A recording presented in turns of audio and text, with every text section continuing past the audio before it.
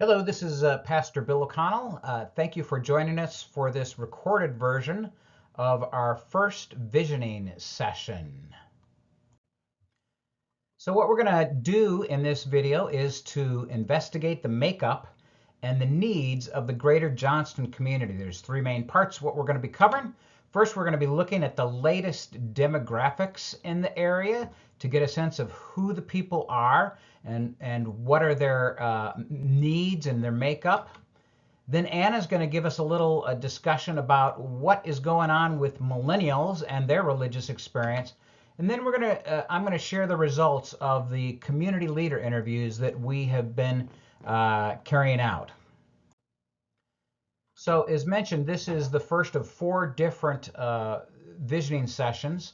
Our next one will be on April 30th. We'll be talking about times in the life of St. Paul where we have felt the Holy Spirit move powerfully. And by doing that, we're going to be looking at some of our core values and kind of celebrating who it is that we are and what our history has been together. On the 21st of May, we're going to be dreaming without any limits.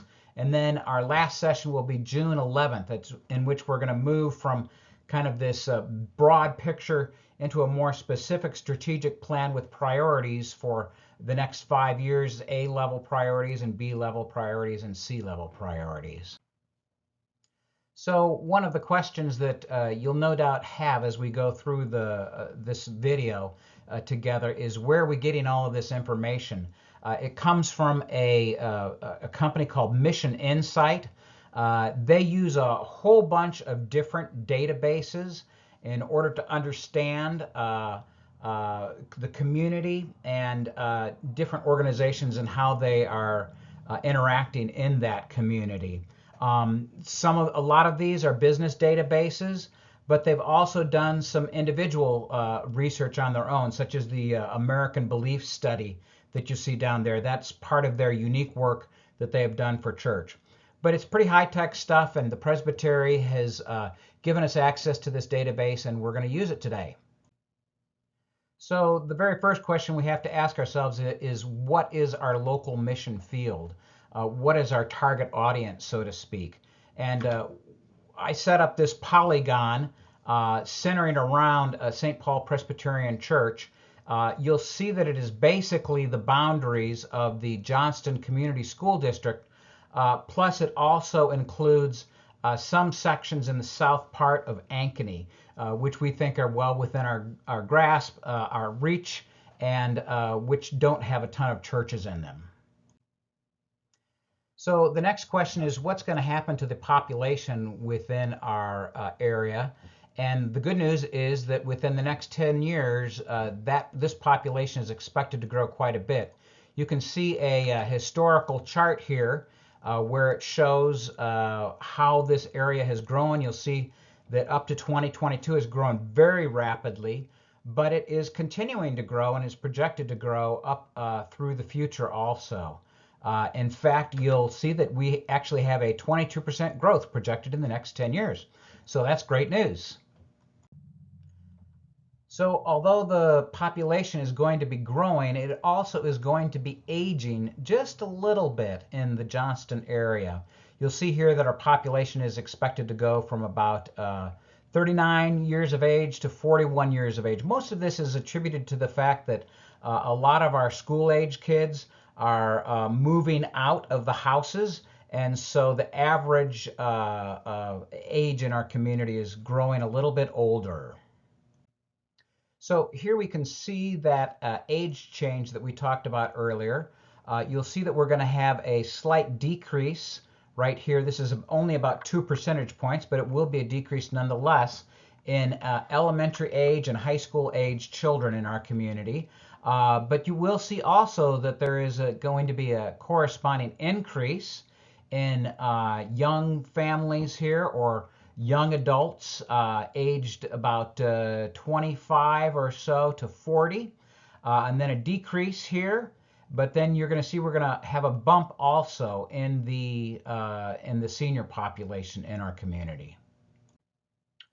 So one of the first questions we want to ask is, well, what kind of people live around St. Paul? And one of the short answers is really educated folks live around St. Paul. The educational level is very high in our area. You can see a graph here. It starts over here with the lower educational attainment all the way down to a graduate or professional degrees.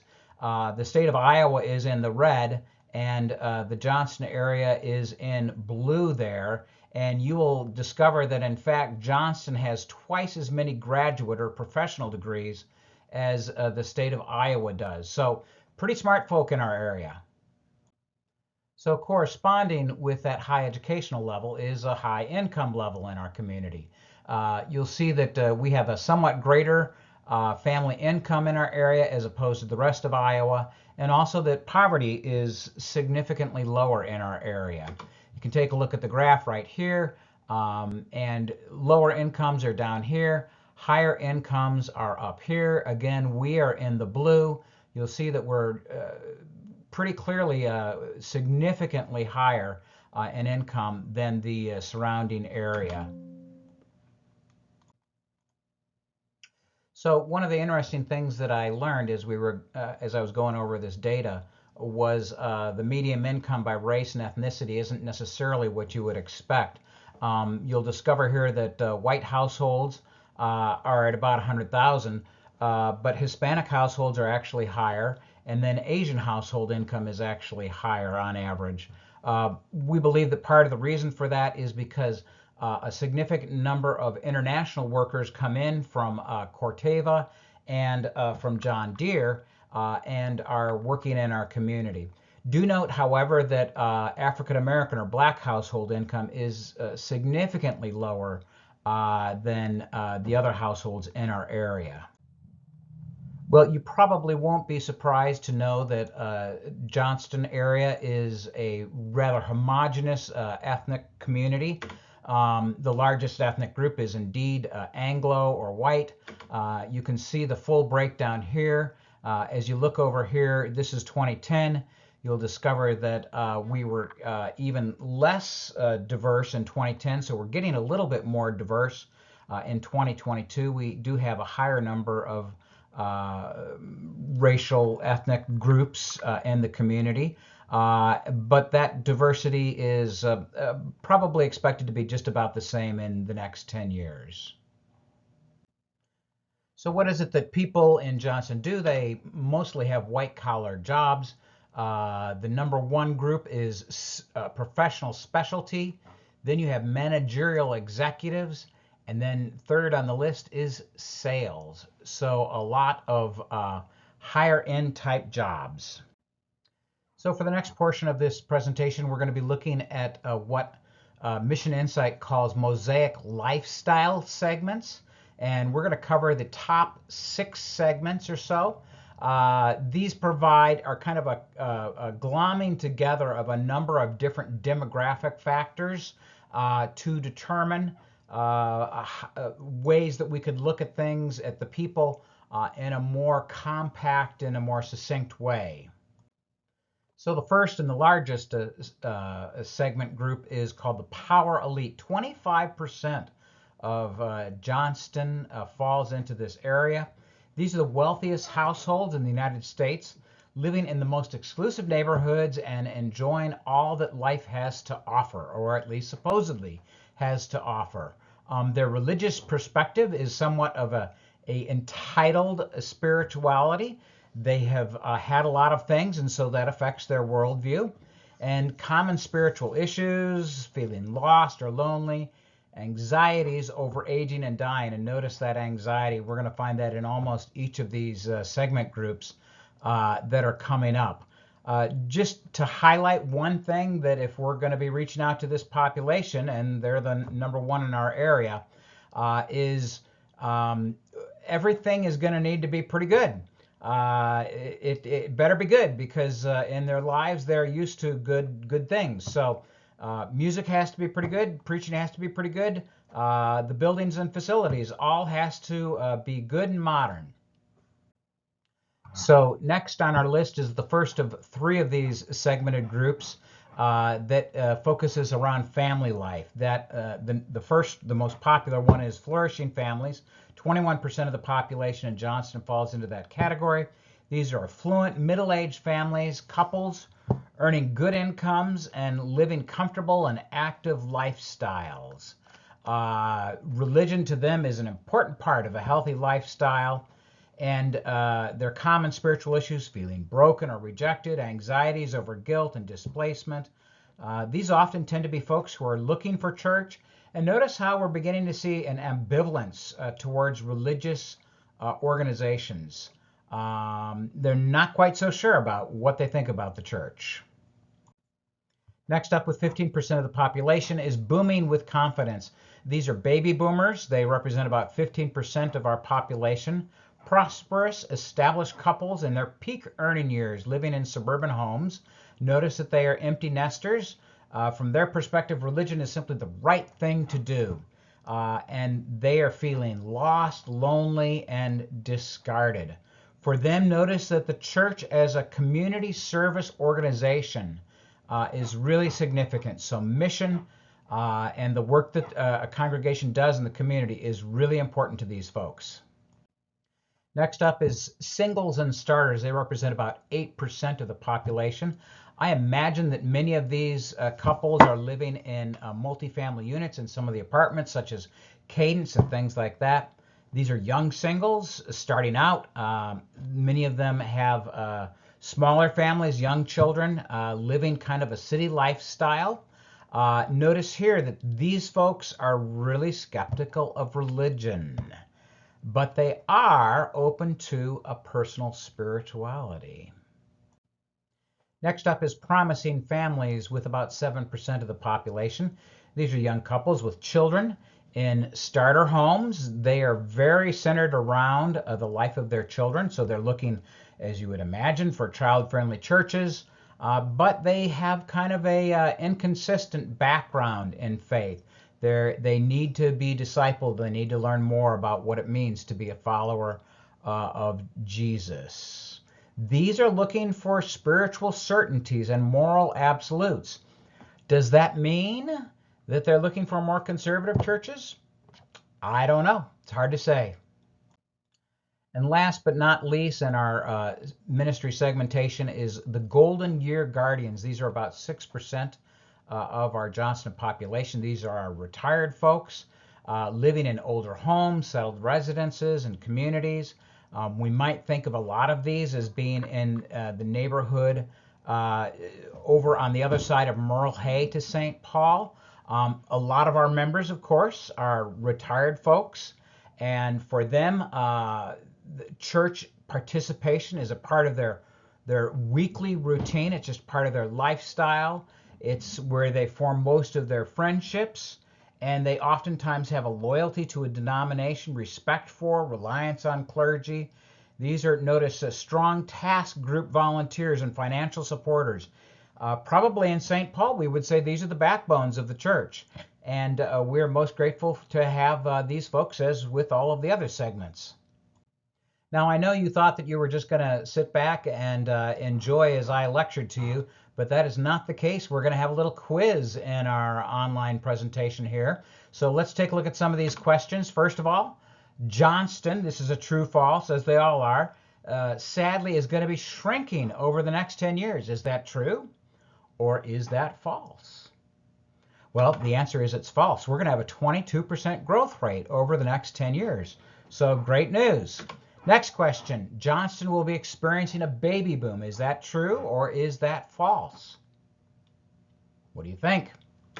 The answer is false. Again, we will be having a slight decline in children. Remember, it was only about 2% or so, and an increase in young adults and retirement age folks. But nonetheless, we will not be experiencing a baby boom.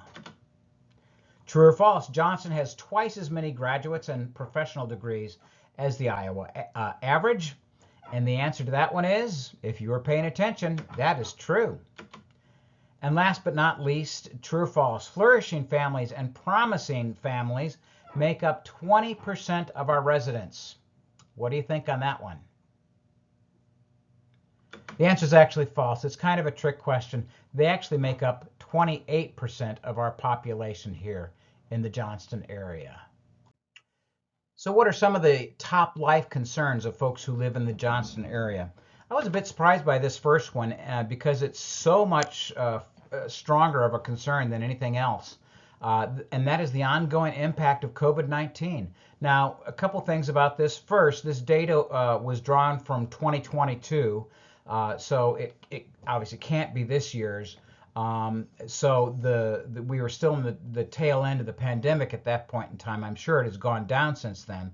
But I do think that it has been an incredibly powerful concern for folks.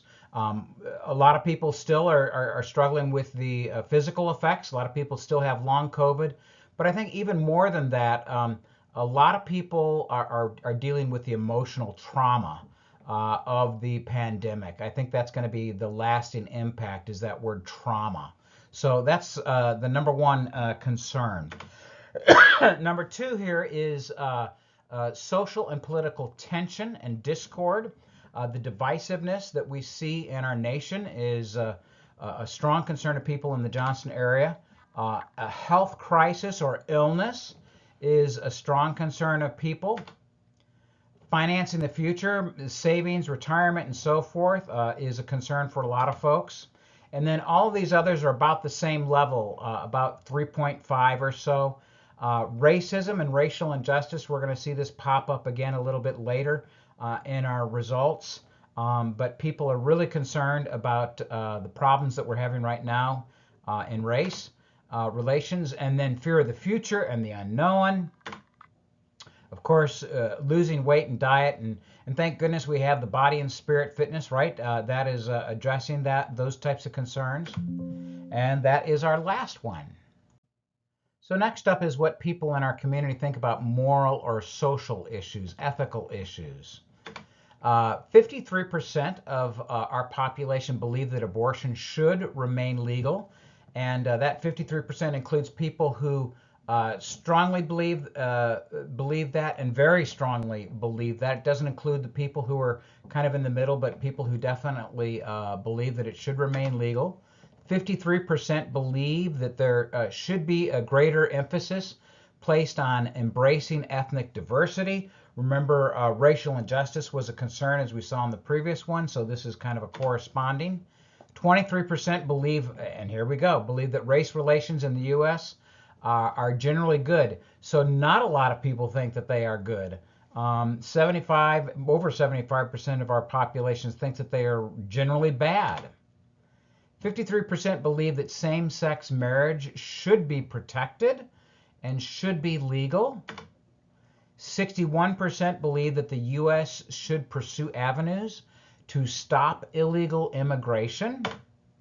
81%, this is an area of strong agreement, 81% believe that strong families are the key to social stability.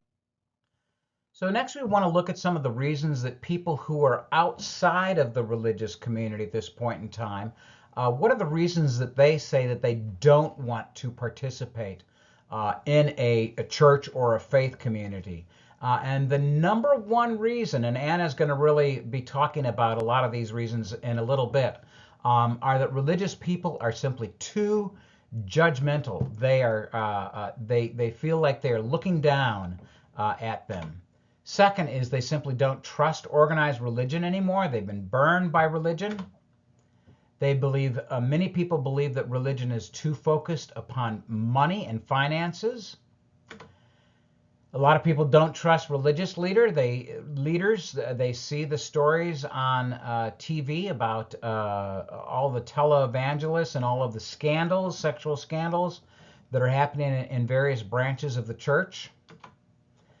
A lot of people simply don't believe in God anymore. So there has been a change in the beliefs of people in our area.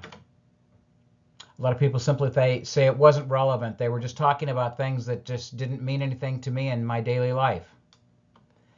A lot of people have become disillusioned with religion, and a lot of people simply no longer believe. I don't know what the difference is between that and don't believe in God, but they have simply maybe become disillusioned by the kind of a world that we live in and by the way the church has often kind of condoned societal sins and looked the other way and not spoken up about issues that are important to them.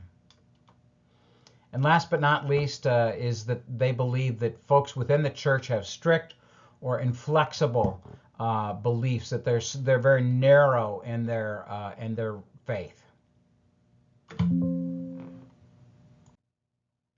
So next up is 4 of the reasons that folks who are in fact inside of a congregation, some of their criticisms, some of the reasons that they think that they're struggling right now with continuing their participation in the church. The number 1 reason is that they simply didn't feel welcomed.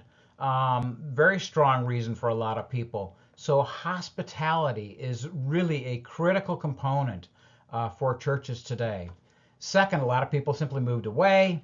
Other people said that the church was not supportive to them during a time of crisis or a time of need in their lives. There was an illness, for instance, and they just felt left out, that nobody paid any real attention or addressed the needs that they had. And then the last reason that we're going to list here is that, again, as we saw from those that are outside of the church, a perception that the church is simply too focused in upon money. Next, I'd simply like to share with you 4 kind of miscellaneous religious insights that I gathered from the data from Mission Insight, in no particular order here. The first is that overall, in the Johnston community, religious beliefs are stronger than the national average. So we are actually a more religious community than most are. Also, corresponding to that is that there are significantly fewer people who list none. In other words, they have no religious preference. We have fewer of those folks than in the rest of the nation, but the data also does show that they are projected to increase in our area. This is the fastest religious category throughout our nation. And the Johnston area will not be exempt from that increase in the people who have no religious affiliation whatsoever. Also, 60% of our population is not involved in a religious community. Only 40% have some connection, and many of those folks are loose to begin with. But only 60%, or as many as 60% of our population is not involved in a religious community. So that's good news for us. That means there's a lot of people who have not been touched by the gospel of Christ. And last but not least is that our area has a higher preference for Presbyterian or Reformed congregations than in our national average. Probably that comes from the fact that Presbyterians have historically and traditionally been kind of a thinking person's type of church. Our clergy are generally more educated than many others, and we're known as a congregation or a denomination that is not as emotional, I suppose, as others, and is a kind of a thinking person's church. So good news again. So our last slide here deals with the top program preferences that are projected to be true for our surrounding area. The number 1 program preference is for simply warm and for friendly encounters. Again, we're coming back to that idea that hospitality and programs designed to form friendships are going to be very significant for people in our community. Next up is quality sermons. Again, if we have a more educated population, then having sermons that are rich in content and are challenging is going to be important to our community. Third up is, surprisingly, traditional worship experiences. Oftentimes we think, oh, everybody wants contemporary, but that really isn't true. There's a lot of people in our area who are looking for a traditional worship experience. Fourth, holiday programs or activities, probably also centering upon children, I imagine. Opportunities to develop personal relationships, so again, that friendship factor. Opportunities to volunteer in the community. Here we see the importance of mission to people that that's an important component of what they're looking for in a congregation. They're looking for adult social activities. They're looking for family-oriented activities. These are especially all of those 4 different family segments that we talked about earlier. Senior and retiree activities. Remember, 6% of our population falls into that kind of category. Involvement in social causes. Again, missions is a really critical component. Missions, ironically, is evangelism. By doing missions, and by offering missions, we are actually attracting people to the life of the church. Now, just because traditional is a strong preference or a high, notice that contemporary is also still important in our area. There's a lot of people who are also looking for contemporary services. Small groups, personal interest groups, things like that. Religious education for children is one of the higher concerns, program preferences. And then last but not least is online or virtual worship experiences. And thankfully, due to COVID, St. Paul is probably ahead of the curve on that particular issue. So last but not least is a quiz. Our second quiz of the day. So more true, false. Johnston residents aren't very concerned with racism or racial injustice. What do you think? Is that true or is that false? The correct answer is that is false. It ranks as actually a very strong concern in our community, so we would be wise to address this issue. Secondly, Johnston is probably split about the same as the nation on social and political issues. So this is dealing with that moral and social issues slide. And you could probably debate this. Maybe we lean a little bit towards progressive, but my overall impression of the numbers is that our community has a wide range of opinions on abortion, same-sex relations, and immigration. All of these are things where I think you'd find people on the more conservative side and people on the more so-called progressive side of issues. A third question, people in Johnston strongly prefer contemporary worship, true or false? Well, if you're paying attention, you'll learn that there's actually a lot of people that prefer traditional worship, so that is false. And our last but not least question is, most of Johnston already attends a church. Is that true or is that false? Oftentimes, we think that is true, but in fact, it's false. Almost 60% of our population is not involved in a religious or in a faith community. All right, I'm going to turn it over to Anna, who's going to talk a little bit more in detail about millennials and some of these issues we've talked about. Hi, I'm Anna Lehocz. I'm the elder of worship and music at St. Paul. And Pastor Will asked me to share some information on millennials and why millennials aren't going to church. And so I thought about it and I did some research, which I'm going to share with you. And Pastor Will's done a lot of research that he shared with us. And these are not necessarily statistics, they're stories. I think both of those things are really important when we're looking at individual experiences and group experiences and how the individual reflects the group and how they kind of play off each other. So in my own experience with my friend group and people I've talked to, as well as what the stories share that I'm going to share some excerpts with you, is really people don't go to church because they're made to feel far from God. And it's not necessarily a lateral distance, it's really a vertical distance. So people are made to feel like not only are they far from God or the church, but that they're less than or they're judged somehow. And so that's a lot of kind of what Pastor Bill shared in the slides previous. Maybe people are skeptical and their questions are not met with empathy or compassion, or people just kind of feel judged in church and they don't want to go back. And so that's pretty consistent across the board. And so what I'll share with you are some excerpts from a couple books that I've been reading. I would definitely recommend them. So we'll get into that. So these are the 2 books I've been reading. They should be linked in the slideshow. If they're not, you can feel free to, Google them, or I'm happy to send you links. I unfortunately don't have hard copies to loan out to the church because I'm reading them on my Kindle because I decided I needed some really light, fun-hearted travel reading.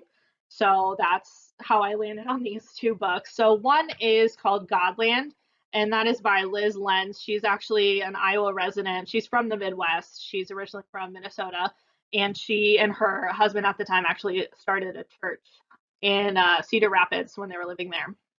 So she shares some of her experience with that, some of her experience in other churches growing up. She encountered a lot of sexism in the church. And this book actually is a really deeply researched book and looks at a lot of the intersectionality of faith and politics.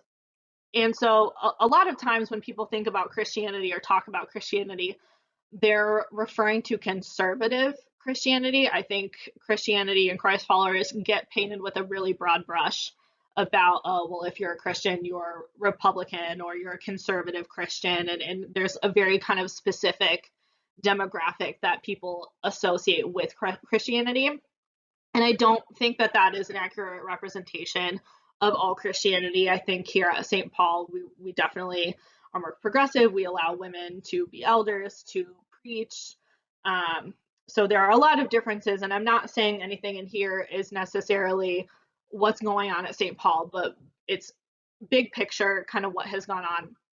Anyway, and so Liz Lenz looks really specifically at the Midwest because I think Midwesterners feel very misunderstood whenever they're talked about, and she recognizes that and she acknowledges that. And so she does a lot of in-depth research, interviews to kind of figure out, okay, what's going on in the church.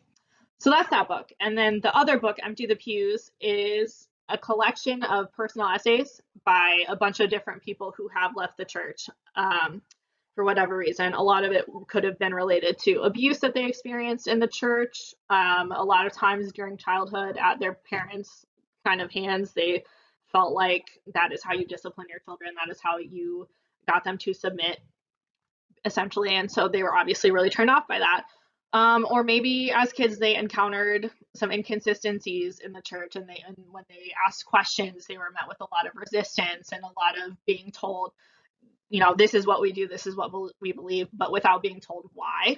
And so that obviously turned people off. And I think for us specifically, in some of the statistics that Pastor Bill had shared, there's a lot of very educated people in our community. And so when people like that ask questions or express doubt or skepticism, if they're not taken seriously or if they're not,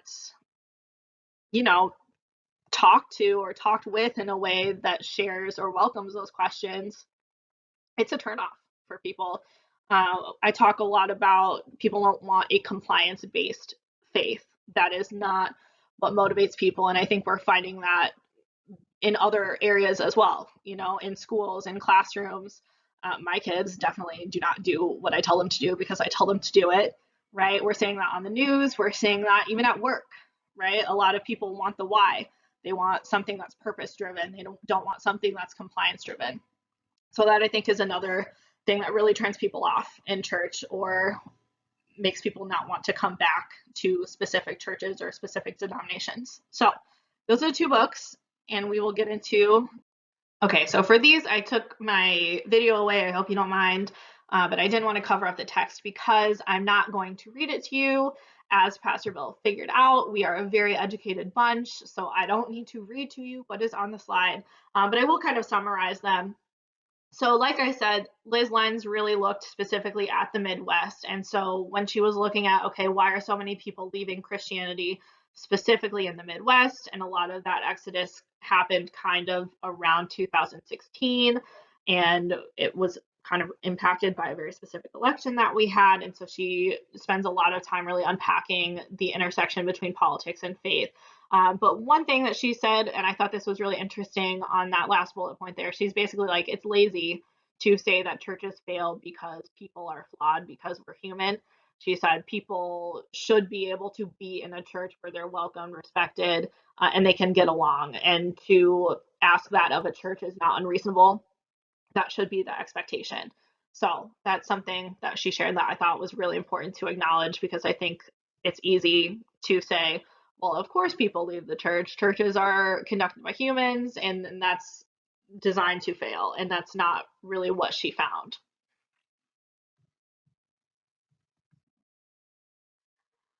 So a lot of people leave church because they felt abandoned or excluded, either by the church as a whole, as an institution, or they were made to feel that way by other Christians. So if you'll remember in some of the slides that Pastor Bill shared, it wasn't necessarily theology that pushed people away. It was a lot of times other people. So it's not necessarily a problem with Christianity, it's a problem with Christians, which I thought was really interesting. So they're unwelcome, they're cliquey, or sometimes if people feel like, okay, I've been set up this entire time to be calling on God and praying to God, and then if they make kind of a big request by God that they don't feel like is met on their terms or how they wanted that to play out, sometimes that can be a big turnoff if they built something up so much in their mind and put so much on that decision or on that outcome that then that is what makes them feel abandoned by God. So, but in a lot of ways, people just feel othered or unaccepted by other people in the church. And that is kind of what those bottom two bullets are getting at right there.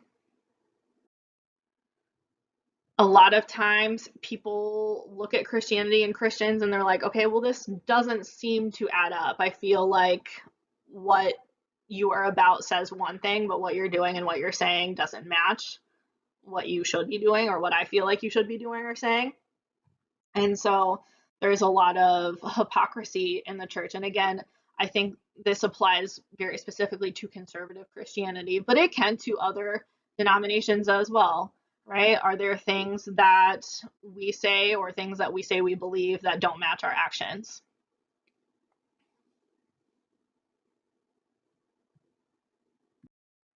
And sometimes people walk into church and they just get the ick.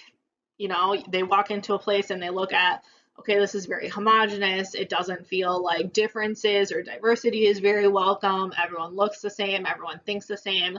That's just kind of gross. And some people had bad experience in terms of what I think of as the three C's. So not necessarily Christianity, but corruption, capitalism, and colonialism. And the way those things tend to intersect in very conservative Christianity is not always pretty. And so people look at that and they say, okay, well, there's all these bad things that have happened in the church that I don't feel like are being addressed or I feel like have been swept under the rug. And that does not give me good vibes. That does not feel like something that I want to be a part of. And so they choose to not be a part of it, obviously. And then these are kind of what I was referring to in terms of those questions. If people feel like they're asking questions and not getting answers or being blown off, or there's not um, a sensible explanation. And I know with faith, a lot of that is, well, there isn't an explanation. That's the entire point of faith. But if when it comes down to people feel like they're being shut down, if they have questions, that's a big turnoff to a lot of people. Because a lot of people want something to believe in, but it's okay to ask questions about it. It's okay to be critical about it and, still feel welcome in spite of those things or in spite of those questions. And what a lot of people find, or a lot of people who have left the church will find, is that when they ask those questions, they're looked down on. They're not treated as intelligent, thinking people worthy of an answer or an explanation. It's just, well, that's just the way it is. And for a lot of people, that goes back to that lazy cognition of, well, that doesn't answer my question. That's a lazy mindset. I don't accept that.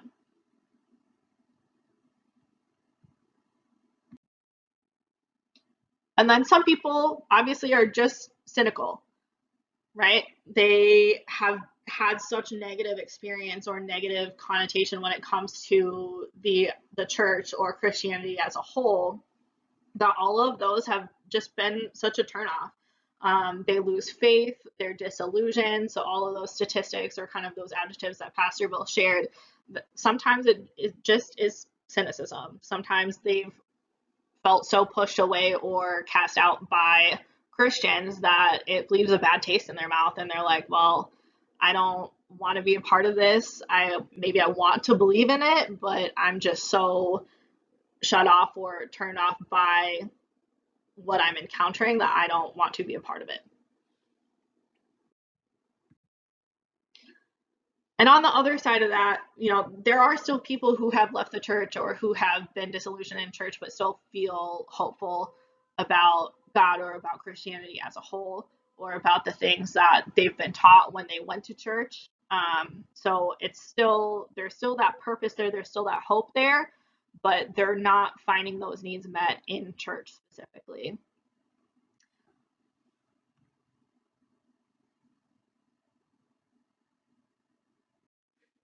So this is my kind of big takeaways from the books and just from my conversations with other people my age or people in general who don't really claim a religious affiliation.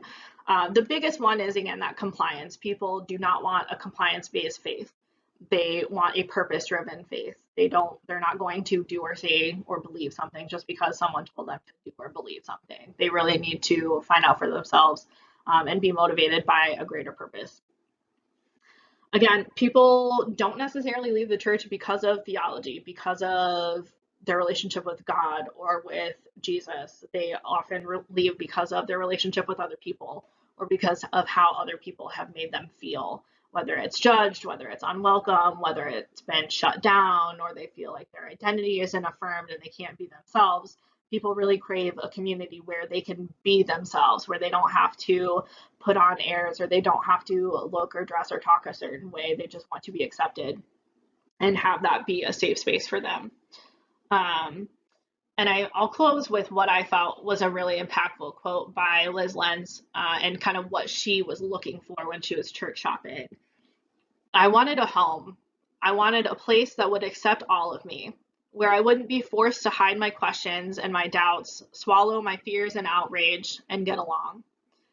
And I think that's something that St. Paul really does really well. I mean, if you know me personally, I make some off-color jokes. I'm a little sassy, but I never feel like I have to censor myself. I always feel like I can show up as my whole self at St. Paul, and feel really welcomed and affirmed. And so I'm very grateful to our congregation for that.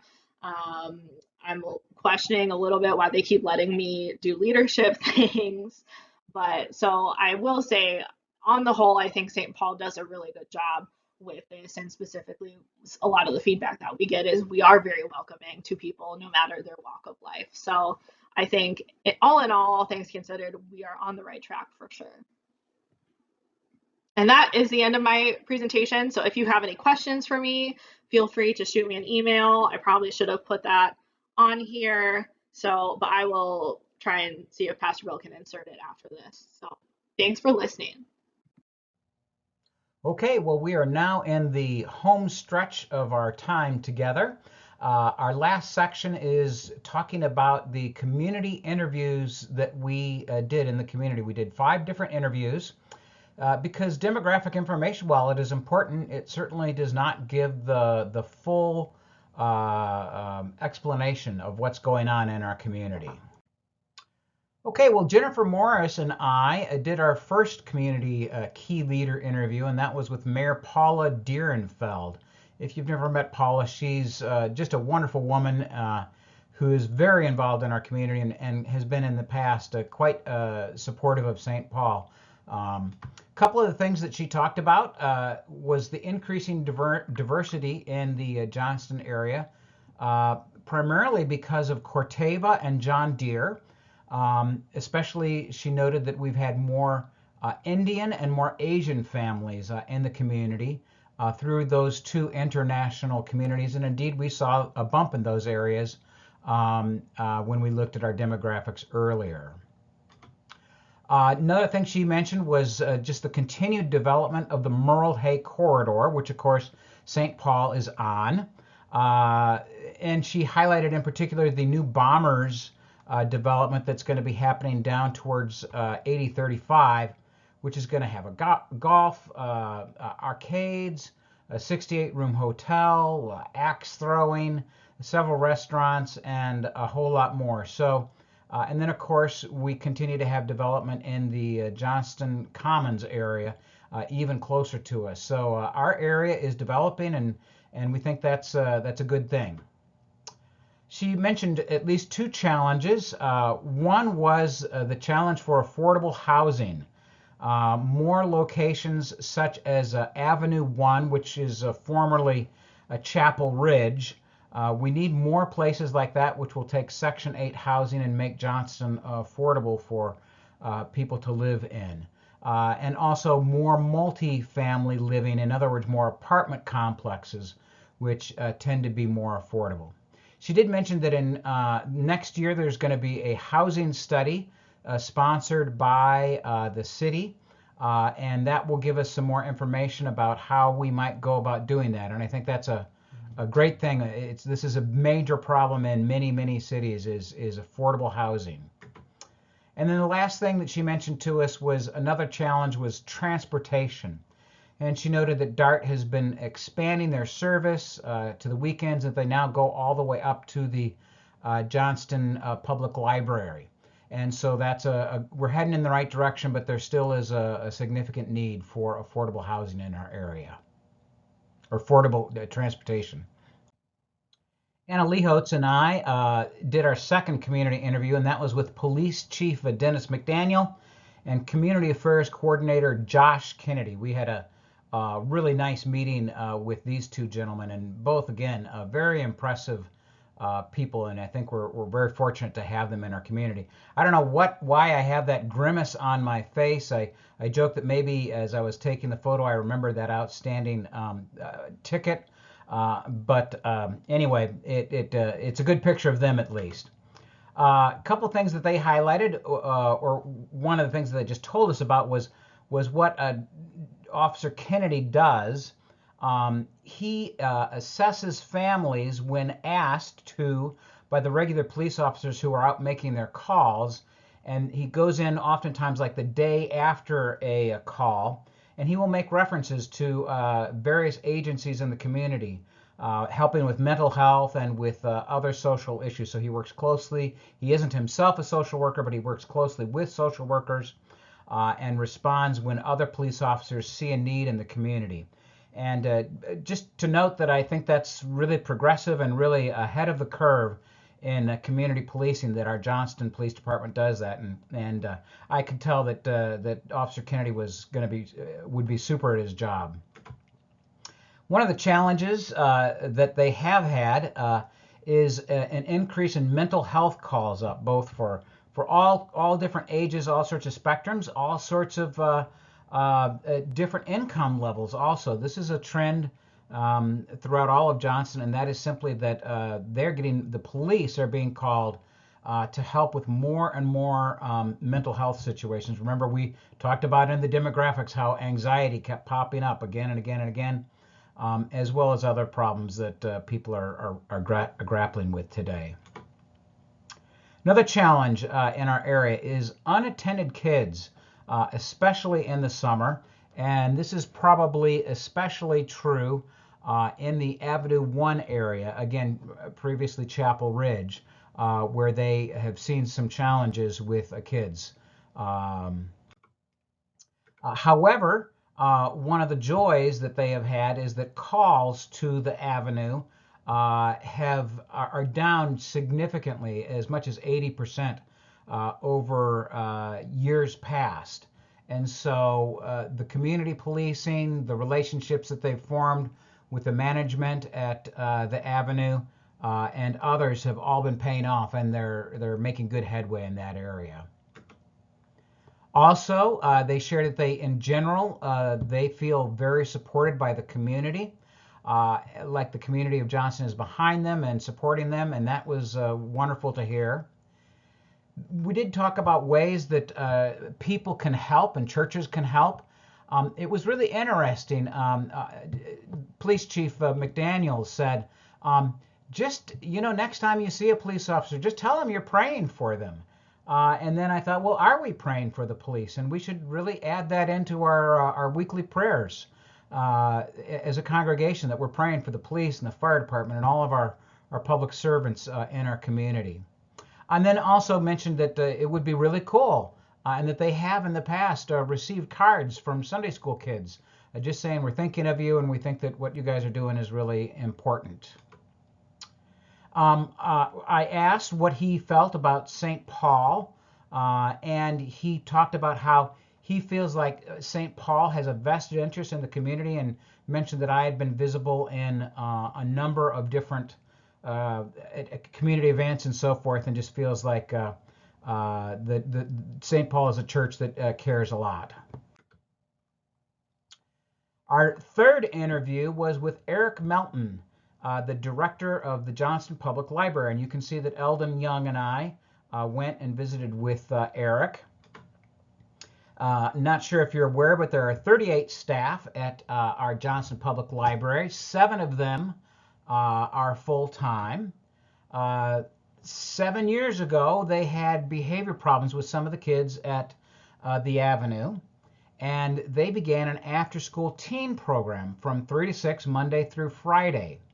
Remember, we were talking about, crime is down.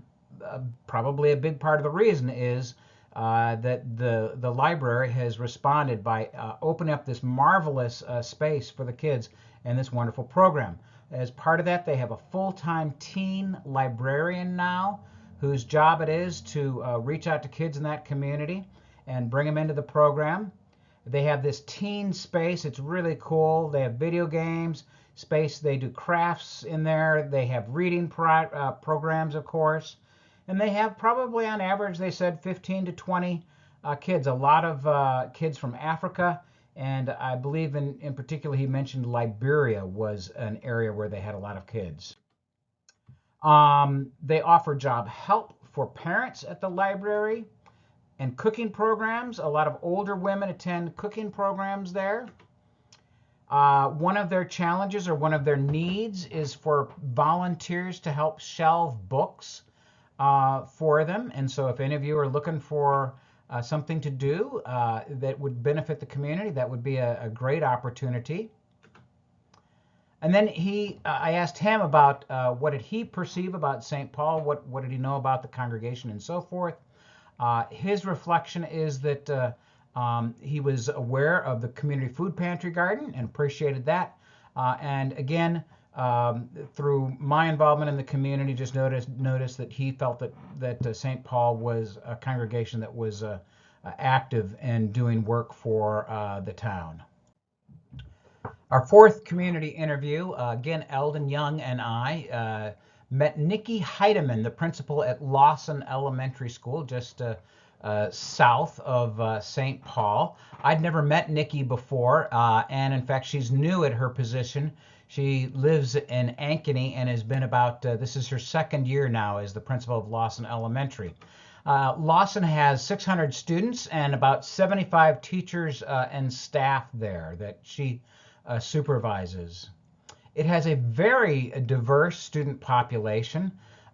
She mentioned that there are 60 different languages that are spoken in the Johnston Community School District, probably about 30 or so at Lawson Elementary School. One of the things that she mentioned several times was just how much she enjoys working with her staff and what an amazing group of people that she has there. And so we were both very pleased to hear that she really loves who she's doing and loves interacting with the kids also. She did mention that probably their greatest challenge is equity issues and food insecurity. She said that at Lawson that the demand has doubled for morning snacks, for free and reduced lunches, and for Friday Friends, which is their weekend backpack program. They send home a backpack with kids who may not have enough food to eat on the weekend. And that's pretty sobering that demand has doubled for that. She did, and then I asked her, what were some of the ways that that we could help. She mentioned that there's always a need for clothing, and a clothing drive there would be most appreciated. She also talked about how they're going to be building a new American Disabilities Act playground so that all kids, regardless of their physical abilities, might be able to play at Lawson. This is going to be about a $400,000 project, and they don't have all of that money in their budget, so they're going to be doing some fundraising for that. And as a result of this meeting, I talked to a membership evangelism committee, and we already have voted, assuming that they still have a need, for the funds for this year's harvest dinner to go to the creation of this new playground, which we just all felt like that was really a really worthy cause. And hopefully they will promote it to their students and let them know that if they come to this meal, that all the proceeds, all the profits go towards the playground that they're building. She also talked about how they have a need for what she called kind of stand-in parents. Oftentimes there are concerts or dramas after church, or after school rather, and the parents cannot come because they are working, and they can't make it to that, but it would be awfully cool to have some people in the community who would be kind of a stand-in parent for that one event. So it wouldn't be an ongoing commitment, but it would be just once in a while. We thought that was a really amazing opportunity, and one, if you're interested in, contact the folks at Lawson Elementary. The final person that we interviewed was Andrea Cook, the program director for the Johnston Partnership for a Healthy Community. St. Paul has had a relationship with Andrea. She's spoken with us before, and just a super vivacious and a very caring individual, and we're very fortunate to have her in our area. For those who don't know, about 30,000 or so people a month access the 15 different food pantries in the DMARC food pantry system. DMARC stands for Des Moines Area Religious Council, and there are 15 food pantries in that. One of those food pantries is our Johnston food pantry, which serves about 400 families or so a month.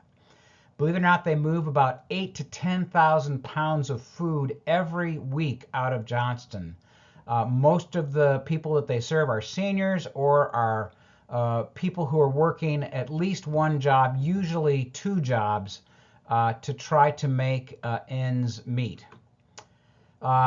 Demand, unfortunately, is up significantly since April of 2022. About 60 to 150% greater demand over this year over the previous year's month in demand. So a lot of people are experiencing food insecurity.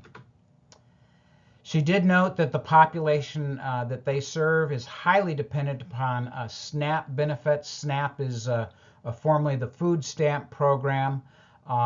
And she said when SNAP benefits get cut, their demand goes up dramatically. And of course, if you've been following recently, the Iowa State Legislature recently passed new requirements for income verification and job search verification and so forth. And she was very concerned that was going to make it more difficult for a significant number of the people that they serve to get SNAP, which means that she was very concerned that a lot more people, even above what they have been serving, a lot more people will need their services. They do serve a very diverse population with 27 different languages. They had a map that they put up of the world and all of the places that all of the people that they serve, where they come from, and it was pretty impressive. Andrea also estimated that about 80% of the population at the Avenue utilizes their services. She had no hard data on that, but that was her general sense of where a lot of their population came from, and it was to the area immediately to the north of St. Paul. One of the needs that they have is more support for the Benevolence Fund. St. Paul and several other churches started the Benevolence Fund several years ago before the pandemic.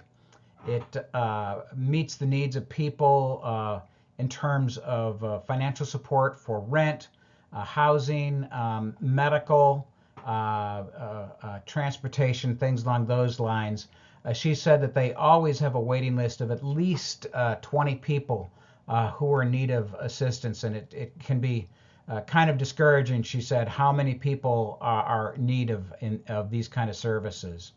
So just a reminder to everyone that the first Sunday of the month, the loose change, okay, dollar bills or checks or whatever that aren't accounted for, that aren't part of an envelope or don't have your name on them, not checks, but any cash, loose cash goes to the benevolence fund in the partnership. Another need, she again mentioned SNAP, and she said, boy, we really need people who will stand up for those who need SNAP benefits. And as mentioned, she was really concerned about that legislation. Also, another need was affordable child care in Johnston. This is just a need throughout our area, but something that is on her radar for sure.